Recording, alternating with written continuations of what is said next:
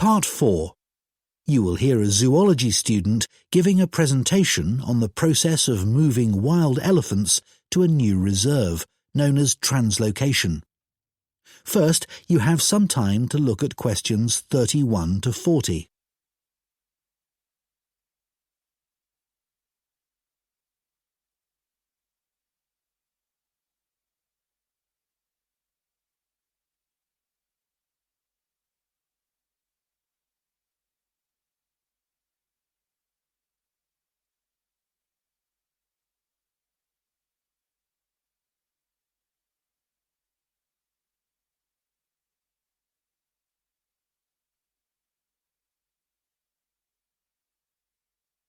Now listen carefully and answer questions 31 to 40.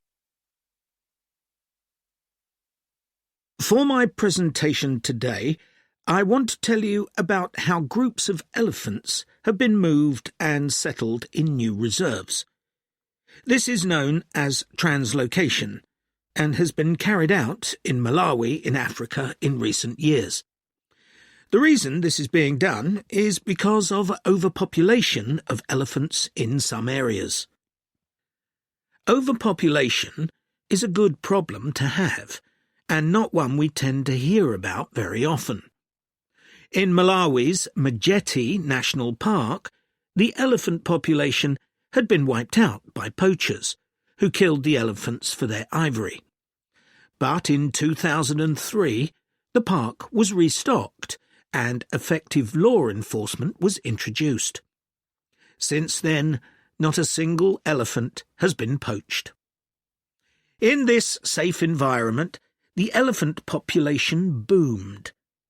Breeding went so well that there were more elephants than the park could support. This led to a number of problems. Firstly, there was more competition for food, which meant that some elephants were suffering from hunger. As there was a limit to the amount of food in the national park, some elephants began looking further afield. Elephants were routinely knocking down fences around the park, which then had to be repaired at a significant cost. To solve this problem, the decision was made to move dozens of elephants from Majete National Park to Nkotakota Wildlife Park, where there were no elephants. But, obviously, attempting to move significant numbers of elephants to a new home 300 kilometres away is quite a challenge.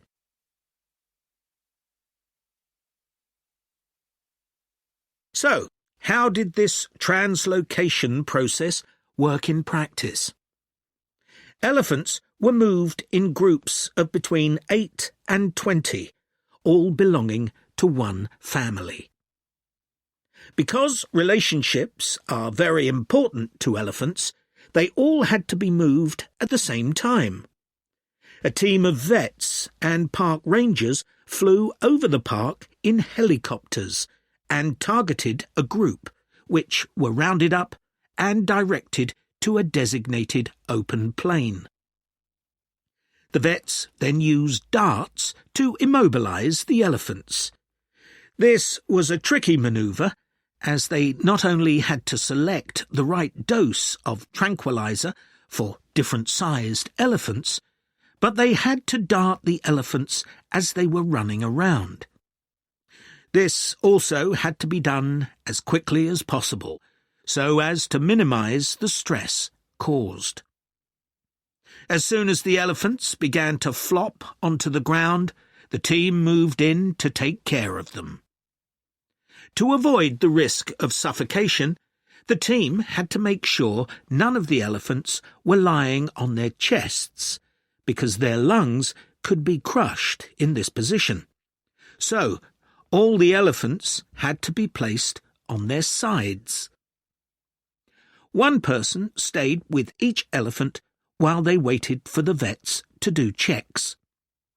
It was very important to keep an eye on their breathing. If there were fewer than 6 breaths per minute, the elephant would need urgent medical attention. Collars were fitted to the matriarch in each group so their movements could be tracked in their new home. Measurements were taken of each elephant's tusks. Elephants with large tusks would be at greater risk from poachers, and also of their feet. The elephants were then taken to a recovery area before being loaded onto trucks and transported to their new home. The elephants translocated to Nkota settled in very well, and the project has generally been accepted to have been a huge success, and not just for the elephants. Employment prospects have improved enormously, contributing to rising living standards for the whole community. Poaching is no longer an issue, as former poachers are able to find more reliable sources of income.